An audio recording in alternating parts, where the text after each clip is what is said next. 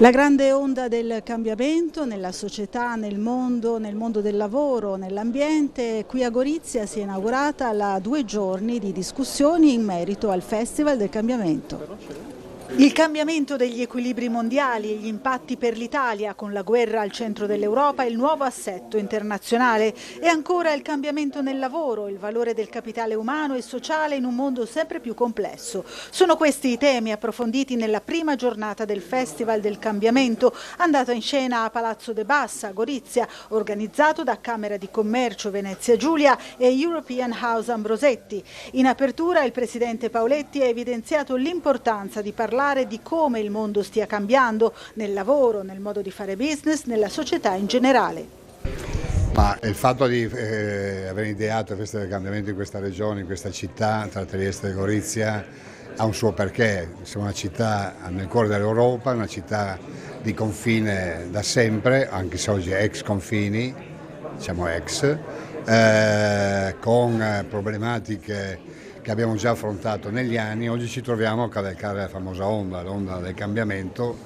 E perché parte da qui? Perché abbiamo individuato già 2 anni fa questo cambiamento che sta correndo in maniera veloce. Dopo la pandemia c'è stata un'accelerazione, tutto quello che una volta pensavamo, decidevamo e facevamo con certo tempo, oggi è già andato, è già avanti, perciò stiamo rincorrendo dei cambiamenti che o li conosciamo e impariamo ad affrontarli, a gestirli, se no li andiamo a subire. Subire dei cambiamenti di questo tipo, di questa portata in tema climatico, in tema del mondo del lavoro, in tema del modo di vivere, dell'intelligenza artificiale, della digitalizzazione, della sostenibilità, abbiamo tutti argomenti importanti che si parla ma non si approfondisce quasi mai.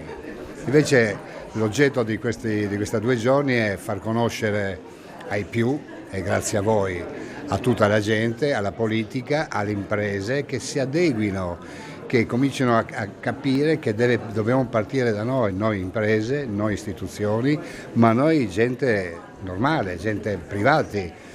E cambiare vuol dire gestire l'acqua in una certa maniera, gestire il rifiuto in un'altra maniera, partire o se ognuno fa un po', arriveremo a gestire il cambiamento, se no sarà veramente difficile. Il forum è stato organizzato non a caso nella Venezia Giulia, in virtù della sua storia e posizione geografica che ne fanno una sentinella per i grandi cambiamenti nella società e nell'economia.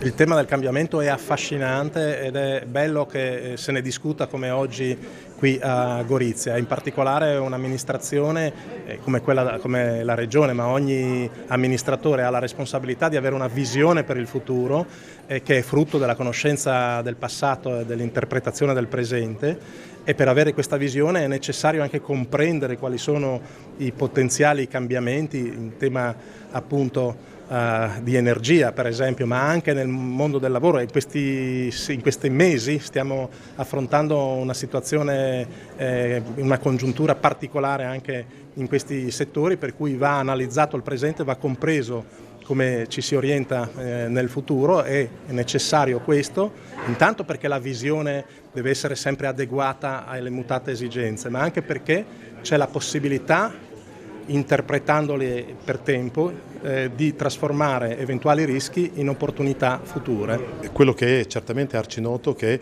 ormai i processi di cambiamento hanno subito in tutto il mondo una accelerazione eccezionale.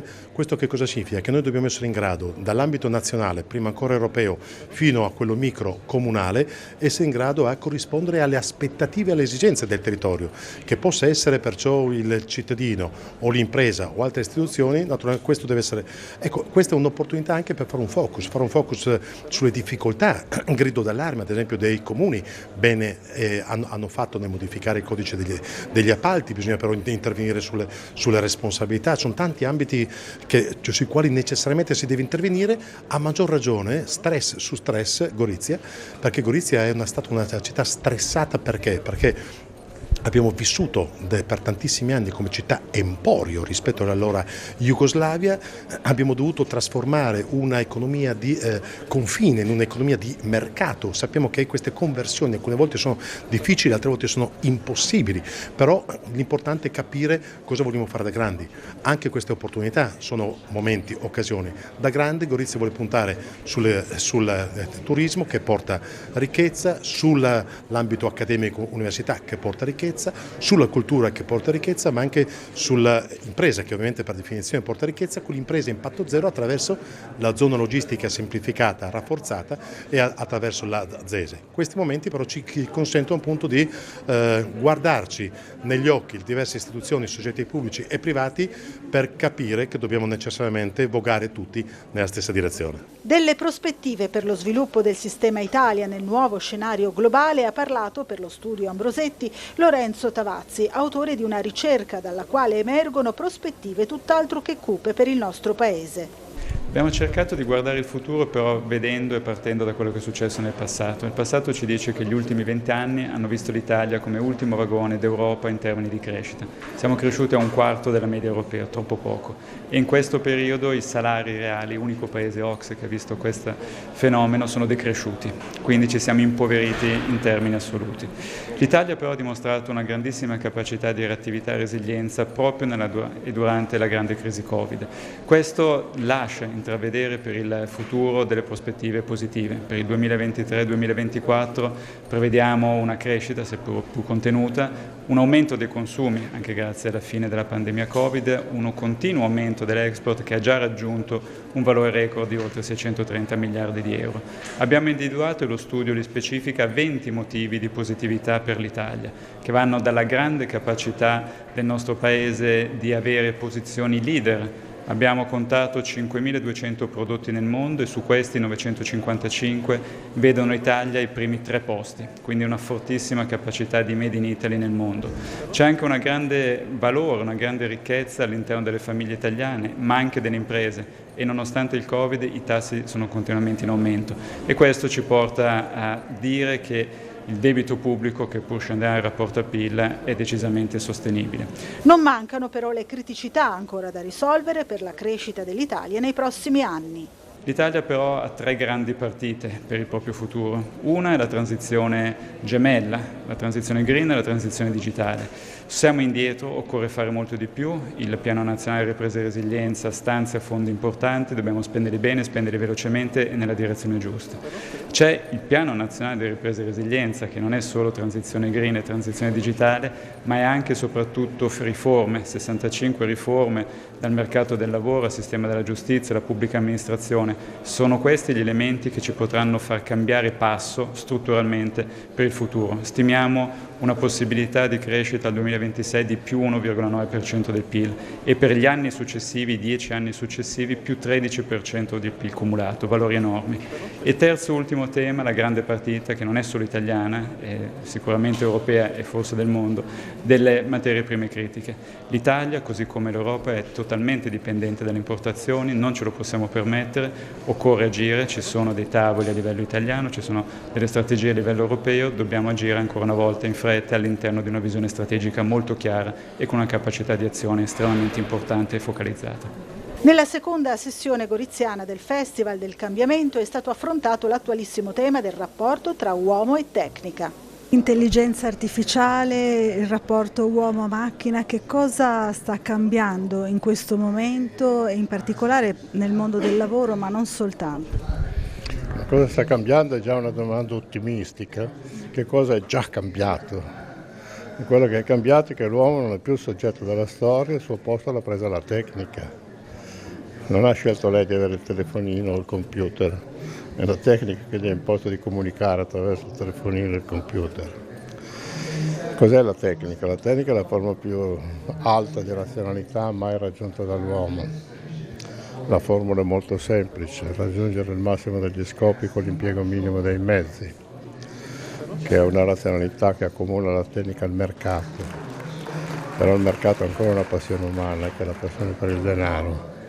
mentre la tecnica è del tutto esonerata da questa passione. Quindi l'uomo, con tutte le sue passioni, le sue idealizzazioni, le sue immaginazioni, va progressivamente fuori dalla storia. Va fuori dalla storia anche perché non c'è una contropartita alla tecnica. Quando l'etica o la politica mi fanno a chiedere alla tecnica che può di non fare ciò che può, la tecnica va avanti perché la sua etica è conoscere tutto ciò che si può conoscere, fare tutto ciò che si può fare. Se poi aggiungiamo che la tecnica non ha scopi, non ha per orizzonte di senso, la tecnica funziona, il suo funzionamento è diventato planetario e noi dobbiamo subordinarci a questo funzionamento. Ma l'innovazione tecnologica, l'intelligenza artificiale e il metaverso sono una realtà e saranno sempre più una realtà. Non bisogna averne paura, l'Italia deve stare al passo con i cambiamenti che ci sono nel mondo, però bisogna avere l'intelligenza di mettere la tecnologia al servizio dell'umano. Alternativamente si rischia solo di produrre una società automatica in cui il digitale e la computazione, cioè il calcolo dei comportamenti umani, guidano le persone umane. Se invece abbiamo la capacità di partire dal reale per usare le persone insieme alla tecnologia, allora abbiamo davanti un futuro e un progresso in cui davvero l'umano e il digitale possono contribuire a generare benessere, un maggiore benessere. Giunto alla seconda edizione, il festival si pone come appuntamento ricorrente e ha come main sponsor BAT Italia. In questo festival del cambiamento si discute di innovazione, si discute di macchine, di tecnologia, ma anche del rapporto con l'essere umano, soprattutto all'interno del mondo del lavoro. Come BAT riesce a conciliare tutto questo in una prospettiva che metta al centro l'uomo? Sicuramente vorrei partire raccontandovi che qui a Trieste abbiamo aperto un centro di innovazione e di produzione dei nostri nuovi prodotti e un centro digitale. Questo ci vuole dire che stiamo investendo in questo territorio e lo stiamo facendo investendo nelle persone, perché stiamo partendo da un prato che è diventata un centro di innovazione e questo vuol dire per noi portare all'interno della nostra organizzazione nuove persone. Lo stiamo facendo, stiamo quindi prendendo persone da fuori, stiamo investendo su queste persone con formazione. Essendo una multinazionale lo facciamo anche attraverso altre BAT che sono presenti in Europa e formiamo queste persone proprio perché per noi rappresentano un valore importantissimo per la nostra organizzazione.